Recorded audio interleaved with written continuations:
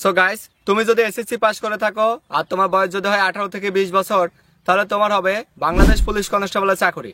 Bangladesh police কনস্টেবলের চাকরির জন্য আবেদন প্রক্রিয়ার সময় আর মাত্র 6 দিন বাকি আছে। শুরু হয়েছে 3 মার্চ থেকে এবং শেষ হবে 18 মার্চ। সেহেতু তোমরা যেই সমস্ত ছেলে এবং মেয়ে স্বপ্ন দেখো বাংলাদেশ পুলিশ কনস্টেবলে যোগদান করবা, তোমাদের জন্য এটি চলছে একটি সুবর্ণ সুযোগ। বাংলাদেশ পুলিশ কনস্টেবলে যোগদান করার জন্য কোনো আর্থিক লেনদেন, ঘুষ, সুপারিশ বা বিশেষ কোনো তদবিরের প্রয়োজন নাই। শুধুমাত্র তুমি অনলাইন ফি জমা দেওয়ার মাধ্যমেই সেখানে বেশ কিছু ধাপে অতিক্রম হতে পারলেই তোমার চাকরি খুব সহজে হয়ে যাবে। সারা বাংলাদেশের সকল জেলা থেকে এবারে 4200 ছেলে এবং মেয়েকে যোগদান করানো হবে।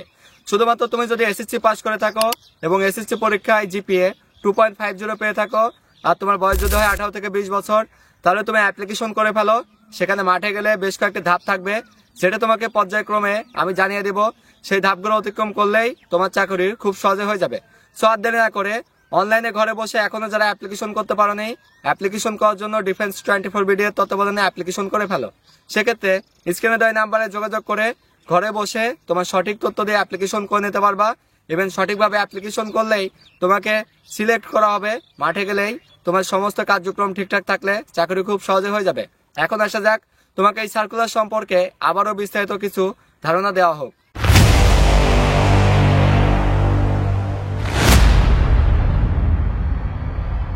বাংলাদেশ পুলিশ কনস্টেবলের চাকরি অনেকটা ছেলে এবং মেয়েদের আবেগ, অনুভূতি এবং তাদের স্বপ্ন। সেহেতু তারা স্বপ্ন দেখে যে কোনো মূল্যেই পুলিশের ইউনিফর্মটি গায়ে জড়াবে। এটি তাদের একটি ক্রাশ, সেহেতু এটাকেই তারা সর্বোচ্চভাবে পাওয়ার চেষ্টা করে।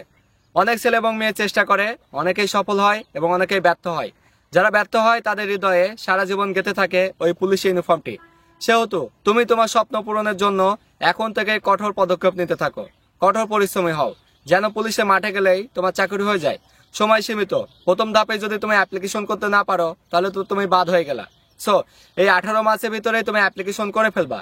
ইভেন এখন থেকে তোমাকে সেখানকার লিখিত পরীক্ষা এবং ভাইবা পরীক্ষার প্রস্তুতি নিতে হবে।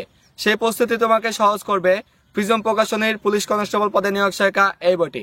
বাজারে অন্য কোনো বই নাই, তুমি এটার বিকল্প হিসাবে প্রস্তুতি নিতে পারবা। পূর্বেও যারা পুলিশ কনস্টেবল হয়েছে তাদের জন্য এই বইটি গুরুত্বপূর্ণ ভূমিকা রেখেছিল। ইভেন বর্তমানে যারা পুলিশ কনস্টেবল হতে চায় তাদের জন্য এই বইটি গুরুত্বপূর্ণ ভূমিকা রাখবে। সো আর দেরি না করে তুমি তোমার প্রস্তুতির জন্য এই বইটি সংগ্রহ করো।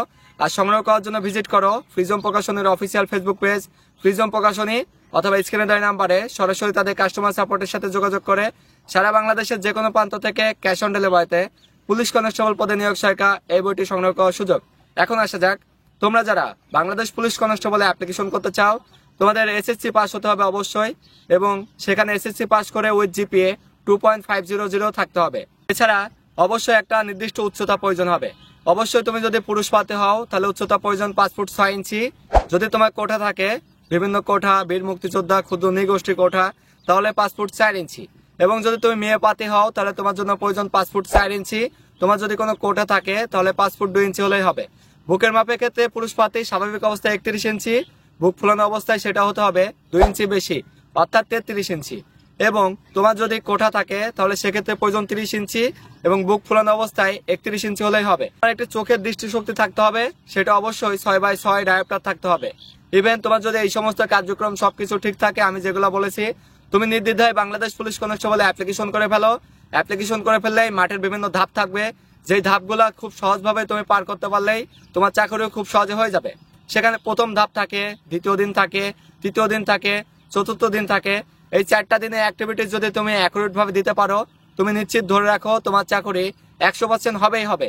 ইভেন তোমার এই ধাপগুলো আরো সহজ করার জন্য তোমার সঠিক প্রস্তুতি প্রয়োজন। তোমার সেই সঠিক প্রস্তুতি সম্পন্ন করাবে আমাদের অরিয়ান ডিফেন্স কোচিং সেন্টার।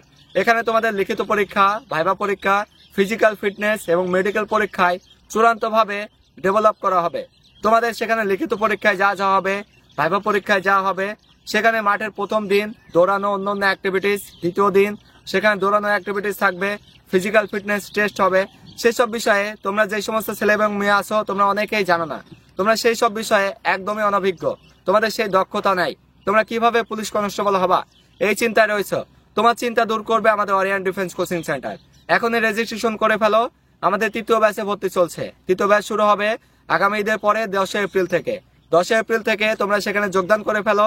1 মাসের কঠোর প্রশিক্ষণের মাধ্যমে তোমাদেরকে প্রশিক্ষিত হিসাবে বাংলাদেশ পুলিশ কনস্টেবল হওয়ার জন্য যোগ্য হিসেবে গড়ে তোলা হবে।